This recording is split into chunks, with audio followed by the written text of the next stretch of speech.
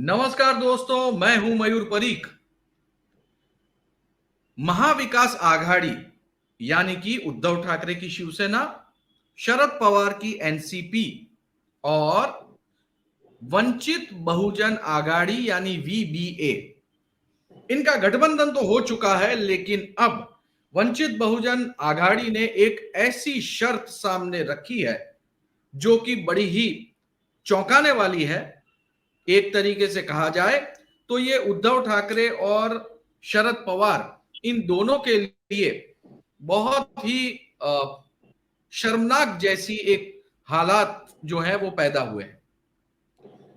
महाराष्ट्र के सारे अखबारों में खबर छपी है कि वंचित बहुजन आघाड़ी ने यह शर्त रखी है कि वो गठबंधन का हिस्सा और गठबंधन में सीट शेयरिंग और अपना वोट शेयरिंग तब करना चाहेंगे जब उन्हें लिखित में यह आश्वासन दिया जाए कि चुनाव खत्म होने के बाद उद्धव ठाकरे जो है वो बीजेपी के साथ नहीं बैठेंगे और शरद पवार जो है वो भी बीजेपी के साथ में शामिल नहीं होंगे।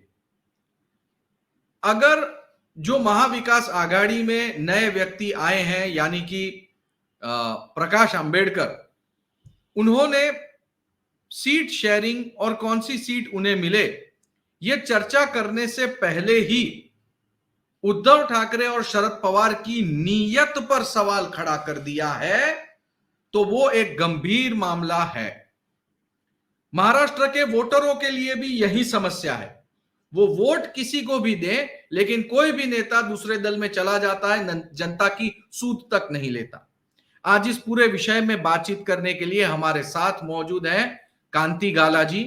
कांति गाला जी ये मुंबई के एक जागरूक वोटर हैं और कांति गाला जी राजनीति में बहुत ही अभिरुचि रखते हैं। अलग अलग मामले पर वो अपनी राय रखते हैं। कांति जी से बात करते हैं। कांति जी, अगर प्रकाश अंबेडकर ये कहते हैं कि उद्धव ठाकरे और शरद पवार चुनाव के बाद क्या करेंगे ये चुनाव से पहले हमको लिखित में दे, तो इसका राजनीतिक मायने क्या निकाले जाए? अब रिपीट द क्वेश्चन। जी, ये सवाल ये है कि अगर प्रकाश अंबेडकर ये सवाल पूछते हैं कि चुनाव के बाद उद्धव ठाकरे और शरद पवार क्या करेंगे, तो क्या इससे उद्धव और शरद पवार इन दोनों की क्रेडिबिलिटी पर सवाल नहीं पैदा होता? महाराष्ट्र का राजनीति में आज सिर्फ मतदार कोई डाउट्स नहीं है, पर इतनी बड़ी पॉलिटिकल पार्टी जो इतने बड़े प्रकाश अंबेडकर है, जो एक वंचित बहुजन आघाड़ी के लीडर है, उनको भी डाउट आ रहे हैं कि ये दोनों पार्टी है ना, एनसीपी या कांग्रेस, एनसीपी और शिवसेना, अगर हम उनके साथ चुनाव लड़ेंगे और लड़ने के बाद शायद वो वापस बीजेपी में ज्वाइन न कर दे, तो वातावरण इतने खराब है कि किसी को किस पे भी भरोसा नहीं है। ये अपने आप में बहुत बड़ा मायना है कि एक पॉलिटिकल पार्टी के लीडर को दूसरा पॉलिटिकल पार्टी पे लीडर पे भरोसा नहीं है कि चुनाव वो एक के साथ लड़ेंगे और चुनाव के बाद वो दूसरे के साथ चले जाएंगे। तो महाराष्ट्र की राजनीति इतनी गिर चुकी है कि किसी को किस पे भी भरोसा नहीं है। ये बहुत बड़ी बात है कि वो राइटिंग में मांग रहे हैं कि आप लिख के दो कि आप चुनाव होने के बाद बीजेपी के साथ नहीं जाएंगे, तो उनको भी अंदर से एक डाउट है कि चुनाव होने के बाद ये लोग शायद बीजेपी के साथ चले जावे।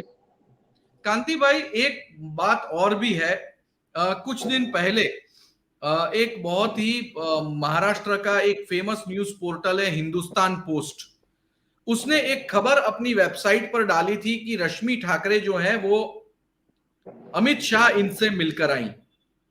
इसी तरह से एक अखबार में खबर आई कि मुकेश अंबानी के बेटे की शादी के बाद वापसी के समय अमृता फडणवीस और उसी के साथ में उद्धव ठाकरे, इनकी धर्मपत्नी जो है, ये फ्लाइट में साथ में आई। उन्होंने साथ में कुछ चर्चा की।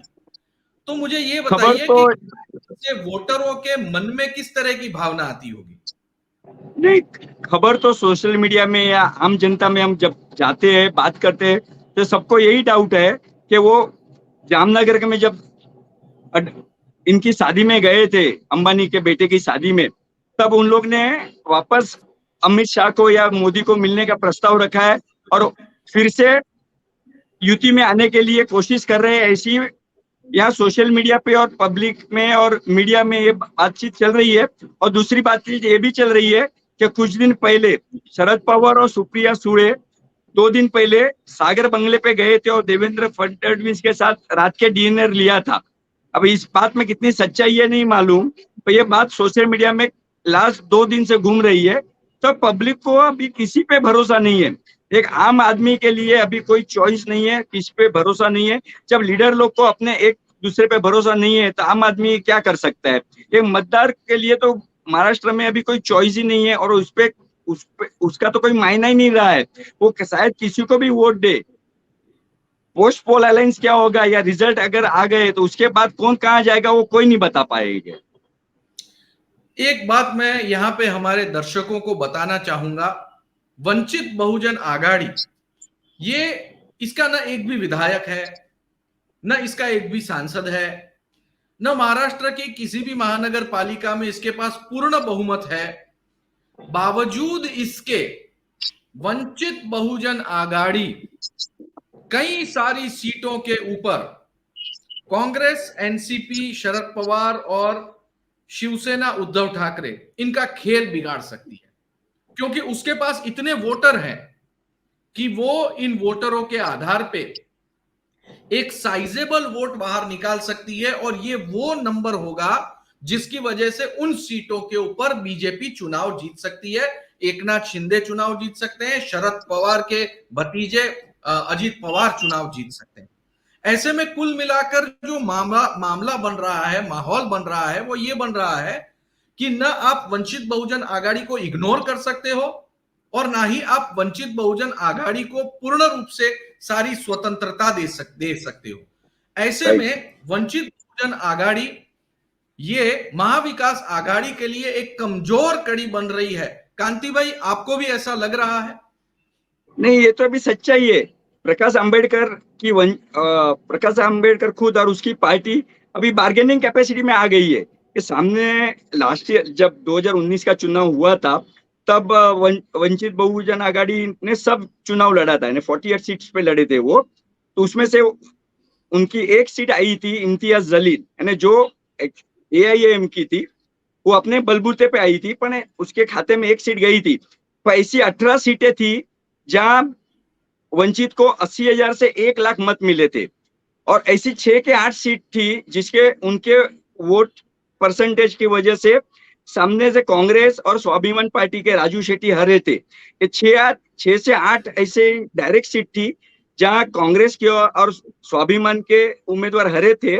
और ऐसे 18 सीटें थी जहां उनको 80,000 से 1 लाख मत मिले थे। करीबन 5 से 8% का वोट परसेंटेज उनका खुद की वोट बैंक है। तो उन्हें मालूम है अगर ये वोट बैंक अगर हम अलग लड़ेंगे और ये अगर महाविकास आघाड़ी से अलग जाएंगे वोट, तो बीजेपी या युति या एकनाथ शिंदे या अजित पवार के लिए बहुत आसान हो जाएगा जीतने के लिए। तो वो अभी जान चुके हैं प्रकाश अंबेडकर के मेरी वजह से इन लोग का रिजल्ट बिगड़ भी सकता है और मेरे जाने से इनका रिजल्ट अच्छे भी आ सकता है। तो अभी तो वो तो बार्गेनिंग कैपेसिटी में है, इसलिए वो आज 18 सीट मांग रहे हैं। जहां उसको 80,000 से 1 लाख मत मिले थे, वो 18 सीट पे वो क्लेम कर रहे हैं। 9 तारीख को उनकी एक फाइनल मीटिंग है, तब पता चल जाएगा। पर मेरे हिसाब से प्रकाश अंबेडकर अभी बार्गेनिंग कैपेसिटी बहुत बढ़ चुकी है। वैसे अगर सच कहा जाए तो कोई भी पॉलिटिकल पार्टी इसी तरह से आगे बढ़ती है। एक बहुत ही पुरानी कहावत है, अंग्रेजी में है, first they ignore you, then they laugh at you and after that you win. तो वंचित बहुजन आघाड़ी को पहले इग्नोर किया गया, फिर उस पर हंसा गया, फिर चुनाव हुए, नतीजे आए और अब उसे कोई इग्नोर नहीं कर सकता। वो पार्टी अब बार्गेनिंग पोजीशन में आ चुकी है। कांति भाई, इस विषय में हम लगातार आपके साथ बातचीत करते रहेंगे, चर्चा करते रहेंगे।